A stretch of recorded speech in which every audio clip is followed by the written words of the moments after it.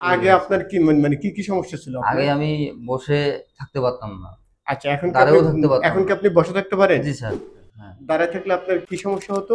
আমার শোয়ার ইচ্ছে হতো। আচ্ছা। আর ব্যথা হতো কোথায়? ব্যথা কোমরে ছিল আর পুরো পাটা ছিল। এখন আপনি কতক্ষণ আপনি দাঁড়িয়ে থাকতে পারেন? এখন ২ থেকে ৩ ঘন্টা ৪ ঘন্টা কোনো সমস্যা হয় না। সুপ্রিয় দর্শকবিন্দু, ফেনকিউরের পক্ষ থেকে আপনাদেরকে সবাইকে অভিনন্দন।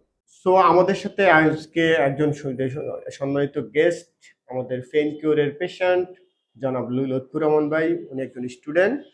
আমরা ভাইয়ের কাছ থেকে জানবো পেন কিউর থেকে ভাইয়া পিএলআইডি সমস্যার জন্য আসছিল, এখন কি অবস্থা। আপনি আমাদের কাছে আসলে কেন আসছিলেন? স্যার আমার মূলত পিএলআইডির সমস্যা ছিল। স্যার আমি ১ম এ বুঝতে পারিনি। হুম। ১ম এ অনেক ওষুধ খাইছি। ওষুধ খাওয়ার পর আরো সমস্যা বাড়তেই থাকে দিন, দিন। জি। তারপর আমি অনেক অর্থোপেডিক ডাক্তারকে দেখাইছি। তো ওনারা বলছিল যে আপনার আ যে পিএলআইডি সমস্যা আপনাকে না ১ম এ বলছিল যে আপনাকে এমআরআই করতে হবে। আচ্ছা। এক্স-রে করে কোনো ধরা পড়ে না রিপোর্টে। ওকে। তারপর আমি এমআরআই করলাম। ওকে। এমআরআই করার পর আমার দেখা গেল পিএলআইডির সমস্যা। হুম। তো ওনারা বলতেছে আচ্ছা, যে ওনারা আপনাকে বলছে তখন আপনার কোমরে ২ টা ডিস্ক ভার্টিব্রা থেকে ডিস্কটা যে বাইর হয়ে গেছে, কোন? জি স্যার। আপনি কি জানেন আপনার কত নম্বরের সমস্যা?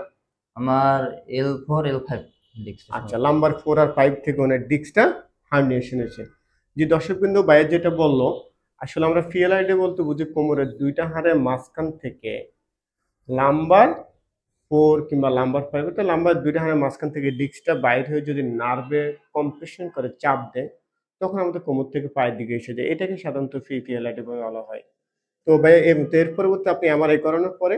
এর পরবর্তী আমি ডাক্তারকে দেখাইছিলাম। রিপোর্ট দেখার পর বলে আচ্ছা। যে উনারা বলে যে এটা তো পিএলএডির সমস্যা। আচ্ছা। এটা আপনাকে অপারেশন ছাড়া সুস্থ করা সম্ভব হবে না। আচ্ছা। তারপর আমি অনেক চিন্তা ভাবনা করলাম যে অপারেশন করলে তো অনেকটা সমস্যা হবে। আমি জি। পরামর্শ করলাম বড় ভাইদের সাথে। তো উনারা বলল যে "এ তো অপারেশন করলে পরবর্তী সমস্যা হতে পারে।" তারপর আচ্ছা। আমার এক বড় ভাই ছিল এলাকার। উনার পরামর্শে আমি ডাক্তার জাকির স্যারের সাথে পরামর্শ করি। পরামর্শ করার পর এখানে আসে। উনার চিকিৎসা নিয়ে এখন আমি অনেকটাই সুস্থ স্যার। জি, যখন আমাদের কাছে লুৎফুর রহমান আসেন, আমরা ওনাকে ওনার হিস্ট্রি নেই। হিস্ট্রি আমরা যেটা জানতে পারি, উনি অনেক মাস যাবত এই সমস্যা নিয়ে ভুগছিলেন। উনি ৯ মাসের মতো উনি ওষুধ খেয়েছেন, বিভিন্ন জায়গায় উনি গিয়েছেন, অর্থোপেডিক সার্জন ডাক্তার দেখিয়েছিলেন। পরবর্তীতে ওনাকে সার্জারির কথা বলে।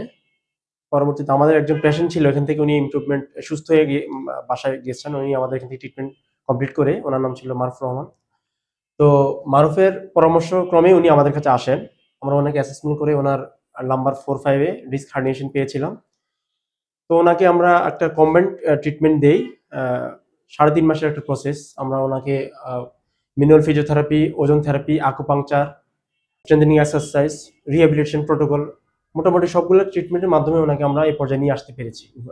ডক্টর জাকির খুবই এক্সেলেন্ট একটা ট্রিটমেন্ট দিয়েছে, যার জন্য আসলে ভাইয়া নিজেই বলছে উনি আসলে দাঁড়াতে পারতো না, এখন উনি ২-৩ ঘন্টা দাঁড়ায় থাকতে পারে। তো আমরা জাকিরকে অনেক ধন্যবাদ জানাই। জি, ধন্যবাদ। আপনাদের যদি এই বিষয়ে আরো কোনো যদি প্রশ্ন থাকে আপনারা কমেন্ট করে আমাদের কাছে জানাতে পারেন। আর সবাই ভালো থাকেন।